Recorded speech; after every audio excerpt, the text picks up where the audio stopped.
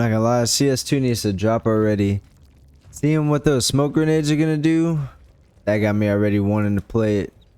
But I'm guessing this man got like some insider information. I don't know if they signed the NDA or whatever, if they got to play any of this or like test any of it out, you know.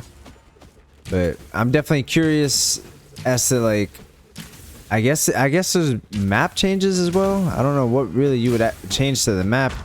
I mean, they had like 10 years to kind of mess with the maps. Why would they wait till it's a new engine? But then again, I guess since it's on Unreal Engine, you'll be able to see a lot more. Like the lighting will be different, so maybe they might try different things, different ways to shade. I don't know. And this dude's about to tell us though. He's got 1.08 million subscribers. I don't think he would really lie about this. I'm going to be AFK between the 2nd and 21st of June. You can thank me later. Thank me later.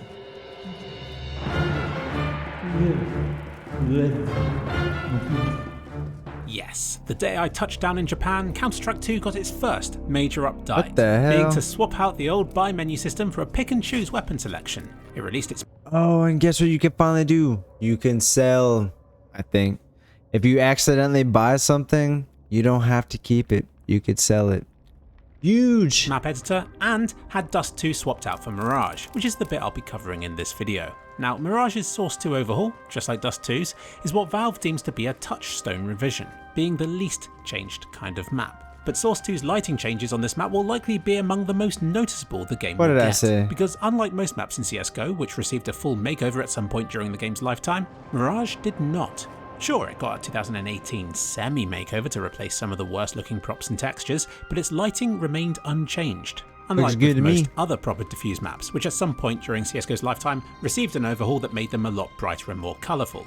So consider this new Source 2 version to also double up as being Mirage's lighting overhaul that it didn't get in the last game, which I know some of you will dislike. Many of you complain that Source 2 makes its levels look too bright and colourful, and this change will have affected Mirage more than most. Now, I said how the new Overpass version contains some props seen in Left 4 Dead from 2009, but Mirage contains ones that are even older still.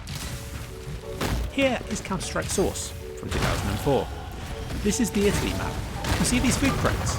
Yep, featured in this new Source 2 version of Mirage. And these floor tiles? Yep. They added some boxes. If it ain't broke, don't fix it, I guess. But you know what was broken? This corner of Mirage, which Valve stubbornly refused to fix for nearly a decade. And indeed, it has finally been fixed. It's worth saying that another time. The hole in kitchen has been fixed. But this nearby fan has sort of been broken. Indeed, all of the spinning fans on this map seem to cast ambient occlusion-y indirect shadows onto their surroundings, which is very interesting indeed. It seems like it's not only players who cast these kinds of things. You can see it on the wall, you see? But it feels like it's casting shadows just because the blades are pointing at these walls, without accounting for where the light is actually being blocked from. I don't know, I can't say it's wrong, but it feels a bit approximate. You don't care, let's move on. If you're looking for gameplay changes, you're not going to find many, because Valve deems this map to have solid foundations already. The best gameplay changes you're going to find here is improved visibility thanks to how everything now looks so bright and colourful. That's what I figured. Seems a bit Can't really add too much to it. Less stained and more readable. This hole in kitchen has been closed up, and it seems like many small props that were previously floating ever so slightly above the ground have been lowered. The dust motes here have gone, which may improve visibility as well, and the ugly building trims around CT spawn have been removed, which may make it easier to throw grenades over them at the start of the round. All very minor things, but if you're expecting changes, then cling on to these things, because you're not going to find much else. But graphically, there have been a few nice changes. I wonder if people are going to get upset about that. Like, because you're going to have lineups for all kinds of... Like, I mean, the game's been out for like, what, 10 years, 11 years, 12 years? People have lineups, so I wonder with a spot like that, how he showed how you might be able to, yeah, like, toss it over a little bit easier or something. I wonder if that affects people, like... Because they might be able to get a better arch on it now. I don't know.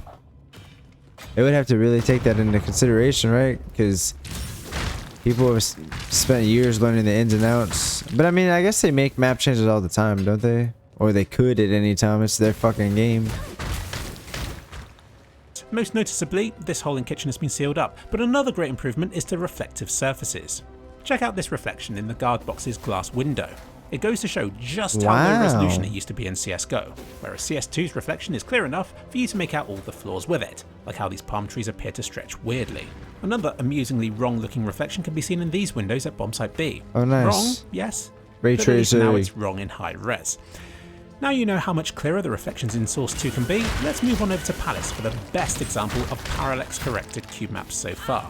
These, unlike the fixed ones in CSGO, can move and update as you change position, which, when placed That into a looks cube-shaped nice. room properly, can be virtually identical looking to full-blown ray tracing. But this isn't a simple cube room. It has stuff in the middle which could mess the cube map reflections up, if not done properly. But some mapper at Valve has had great fun experimenting with different cube map placements until they found the best setup. And it seems like many different cube maps have been used in this single room. If you look closely, you'll see that when you're looks stood either beautiful, side of bro. these pillars, the reflections show the gap between the pillars as being a drawn-on wall. So what they've done is to use multiple cube maps in this one room. There will be What at the fuck? least one running along the length of the room either side of these columns, then another between each of the columns, which the game blends between and can display multiple simultaneously in some way that I can't even get my head It's around. got that little But it's triangle. wonderfully done. Most players won't even realise that they're just staring at basic cube maps and not something far more frame rate demanding like ray tracing. But again, most players probably don't care. A few of the textures have been updated, like the ground on bombsite A, in this shot just here. So much better, These aren't even easier new to see. textures. They You don't simply gotta, like, shrunk the squint. existing ones to make them Yeah. appear higher in resolution. And it works, I guess. But the bricks here look new and improved, with Valve continuing to locate and to swap out the most offensively low quality assets. The arrow that was below the sign to B has been removed, which seems like a bit of an oversight when the arrow is used everywhere else. Wall-mounted lights have been added to this connector to justify why it now looks so bright and glowy, and it seems like the skybox has been redone to look less dreadful. Gone are the fake, low-resolution painted on distant buildings. We now get proper Man, I'm 3D more ones worried everywhere about- instead. Well, more of them. I mean, it than looks a before. lot better. It I does also look a noticed lot more better. greenery around the map, which is always Look at that welcome. tree, though. The lights That in still looks Palace like look butt bright cheeks. now, rather than just a light model with a glow sprite placed in the middle of them. And it looks like caps lock got stuck on for this sign right here. And the vast improvement to the shadow Yelling. definition is much appreciated. You can see the shadows from That various looks real directions good. mixing and blurring in exotic ways on the floor and underpass, but the improvement to shadows can be seen everywhere. The shadow resolution is so high that You see the even individual character's bits shadow? of debris on the ground Like now the cast their soldier own that you are? shadows. Do you see their I love shadow? the way these pillows cast shadows onto the sofa behind, and how the interiors of these tins and the underside of the bottles here are darker than the rest of the scene, or how the subtle shadows behind everything on this wall helps make the whole thing look more 3D somehow. It just gels everything together much more realistically. And the brilliant thing is, none of this required much effort It looks from Valve. gooder. Presumably just hours and hours and hours of sitting around waiting for it to render. And stuff looks much more grounded than the level, where previously it appeared to have been Right, drawn they in just or gotta throw it floating in. in some way or whatever. Everything's just much better shaded now, especially down thin cracks between objects. And of course, brightly coloured things now cast those colours onto the surrounding areas a lot more. You'll see it with the green and red tarpaulins on bombsite B, but I was more impressed with it in jungle. It even got me to look up and to appreciate these decorative hanging red rags, which looked so ugly previously I tried to avoid looking I didn't at even them, notice that just like the before. hole in kitchen. But as Jesus once said, God doesn't close up kitchen without opening up under window. And as you can see here, this gap behind the bench has been made even wider in CS2. Valve. How do you notice these things? Stop. Well, I guess you're looking at every single fucking nook and cranny, right? You see what I'm saying? People find that shit out like real quick. That's crazy. Looks fun though. Honestly, I can't wait to try it out. I mean, I love Valorant, but some of the things Valorant be doing. Imagine if you could shoot through smokes like the way these smokes are gonna be. How whenever you shoot, it does the little plume through the gas or through the smoke.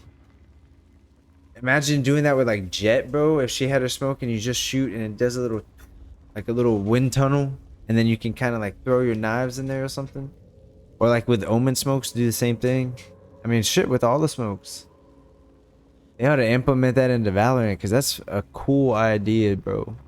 And even, I mean, even if it isn't, you can't really unsee it. Like Jets, well, I guess they make them look better now. They're not just like, I mean, they're like just orbs, right? Like they can make them look better. They can make the smoke cooler besides just a fucking sphere. But yeah, I can't wait for CS2. They said summer. It's already been summer, bro. It's hot as fuck. But yeah, I'm assuming it's got to be like July. Maybe even August, I guess, but it would still be summer. Just be late summer. But they could be like, we said summer and it was summer the last fucking day of summer. Hopefully it drops soon though. It's gonna be free. Might as well try it out.